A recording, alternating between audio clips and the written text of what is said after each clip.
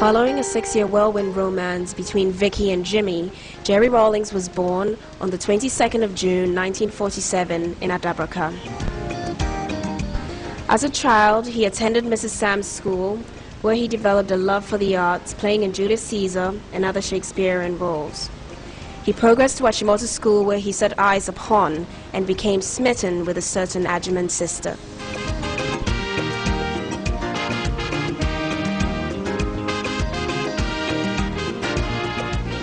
After Achimota School, they went their separate ways. Nana Kunedu went to the University of Science and Technology.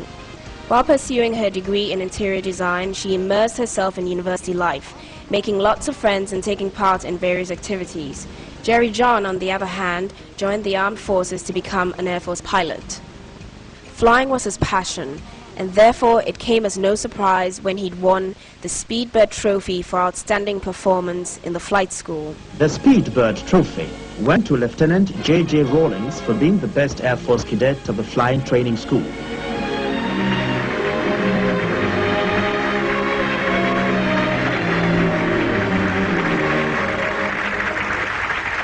Having achieved his dream to become a pilot, he embarked on his mission to track Nana down to rekindle the flame with his childhood sweetheart. After a very long courtship, lasting almost a decade, they got married on 29th January 1977.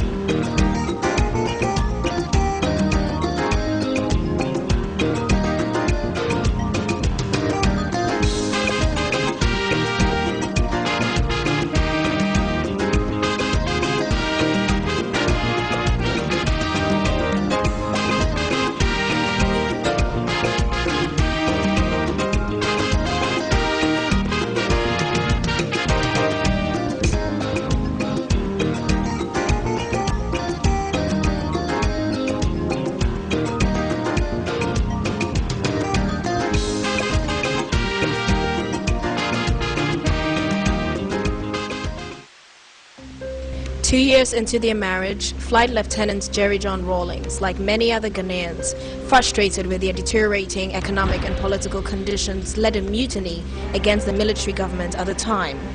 Following an unsuccessful uprising, what should have been a closed military trial was opened to the public in an attempt to make scapegoats of Rawlings and his men. For the first time in Ghana, a group of junior army officers had attempted to pull down a military regime made up of senior army officers.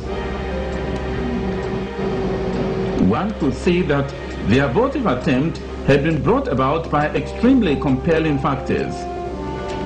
The trial of the coup plotters was very revealing. J.J. Rawlings, who boldly owned up as the one person centrally responsible for the attempt, gave cogent and infectiously popular reasons to explain why the attempted coup was justifiable. This titanic force, gigantic in all dimensions, broke loose on June 4th, 1979, with J.J. Rawlings coming out of condemned cells to lead yet another military regime.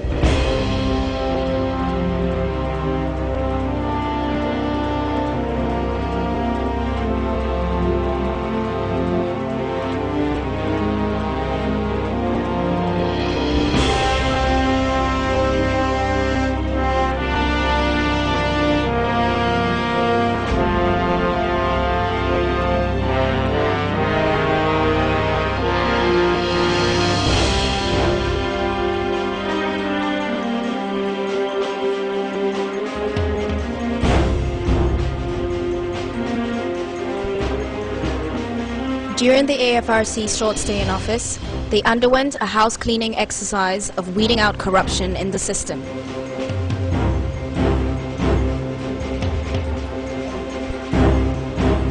The AFRC did its best in the short space of time to throw a searching light into the dark recesses of corruption in the country. After 3 months, they handed over to a civilian government under Hila Liman.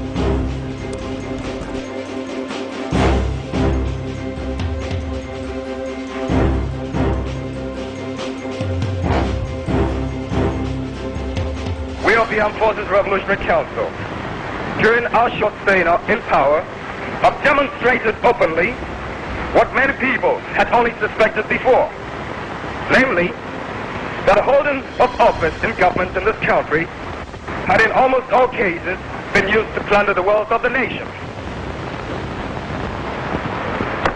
Ghana is looking up to you. Thank you.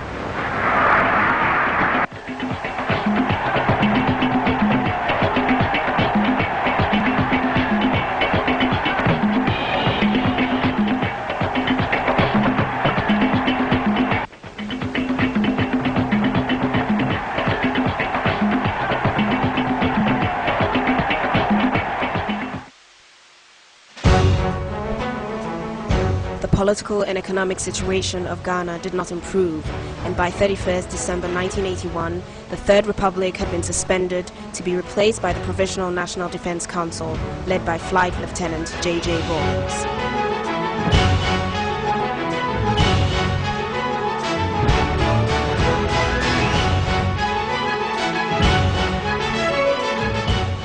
Rawlings had a natural touch, a man of the people.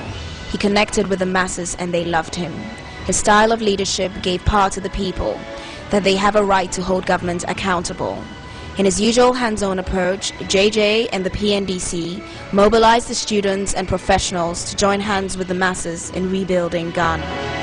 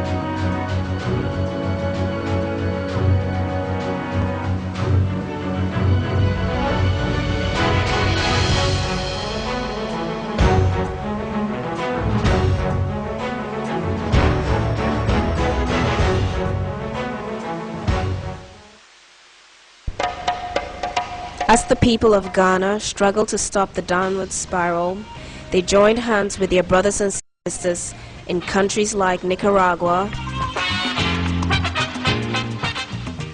Cuba, Suriname,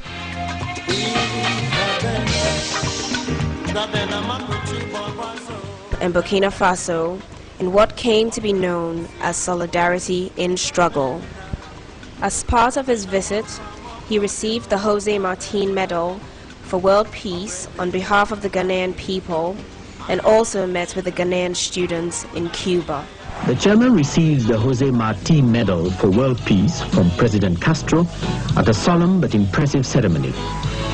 The award underscores Ghana's commitment to world peace and solidarity among nations, particularly those that remain oppressed and degraded by poverty, exploitation, and unprovoked aggression.